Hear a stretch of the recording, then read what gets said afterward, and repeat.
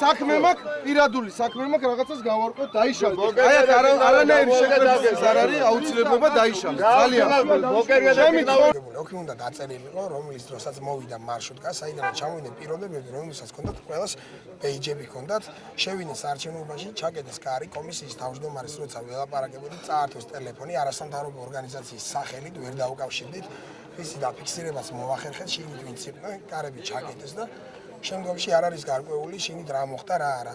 შემდეგ აღმოჩნდა, რომ ბიულეტენები უფრო ბევრი იყო, 411 ამომრჩეველი იყო მოსული, 419 ბიულეტენი დაფიქსირდა შიგნით. რის შემდეგაც წაგებული ხმების რაოდენობა სასტიკად ვარდებოდა ზევით და 36 ხმამდე გაიზარდა უცებ.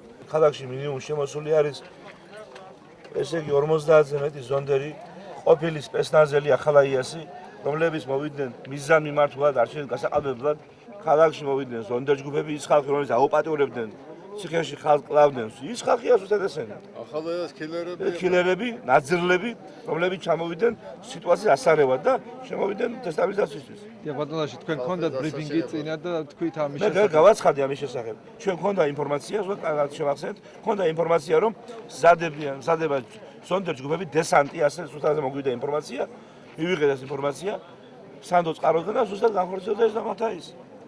და ჩვენ გავაფრთხილეთ მაშინ სულ ყველა მიმართეთ ნაციონალურ მოძრაობას, რომ თავის შეკავებიდან, მაგრამ ამათ არ უნდათ ეს. არ უნდათ, იმიტომ რომ იციან, რომ გამარჯვებული ვარ ჩვენ და დამარცხებულ ძალას დესტაბილიზაციის აწყობდა ასეთი ხრიკები. 12 ახალგაზრდა იყო, კარგი სპორტული მონაცემები. და ბეიჯები ეკეთათ, მაგრამ ეხლა გასარკვევია, რამდენად რეალური ბეიჯები იყო, ფაქტია, რომ მათი შესვლის შემდეგ კომისიამ შეწყვიტა მუშაობა. ჩვენ რაღაცა ციფრები შეცვალა, მერე კიდე შეცვალა ციფრები. ნაციონალური მოძრაობის სასარგებლოდ და შემდეგ ახლა ახლიდან ითვლიან მას მერე რაც პოლიცია ჩაერია საქმეში და ის ხალხი თითქოს და იქიდან გამოსულები არიან. ფაქტი ერთია რა, ну ძალადობას აშკარად ჰქონდა ადგილი. იცით რა არის, ფაქტია რომ ეს ხალხი დაკავშირებულია გიგაბოკერიას და მასთან ყოფი პირების აქტივობებთან. მათთან ერთად იყვნენ სხვა უბნებზეც გამოჩენილი.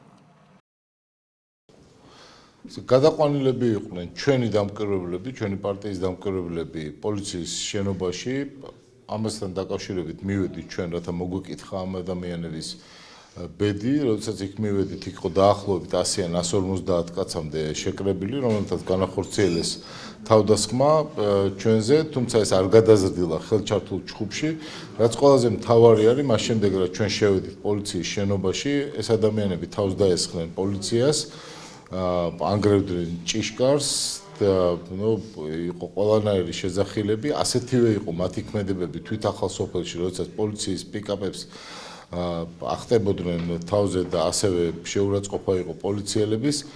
შეიძლება ითქვას, რომ ქართული ოცნების წარმომადგენლები და ის კრიმინალური ჯგუფები, რომელიც მათთან არიან დღეს ასოცირებულები, თავს ესხმიან როგორც ჩვეულებრივ მოქალაქეებს, ისევე მოწინააღმდეგე პარტიის წევრებს და ასევე პოლიციელებს. ქართულ ოცნებამ გადაწყვიტა, რომ ნებისმიერი საშუალებით უნდა მოეხერხებინან, რომ გადაეწერა ეს შედეგები, რომელიც ახალსოფელში დაფიქსირდა, სწორედ მას შემდეგ, რაც იქ დაიწყო კონფლიქტი, აქედან მივლენილი იქნა ეს ჯგუფი, რომლებიც აკვირდებოდნენ. არავინ, არც პოლიცია, არც სხვა, არც ერთი ადამიანი არ ამბობს, რომ ჩვენი დამკვირვებლები რამენაირად უგულებელყოფდნენ კანონს, ან ვინმეს აყენებდნენ შეურაცხყოფას.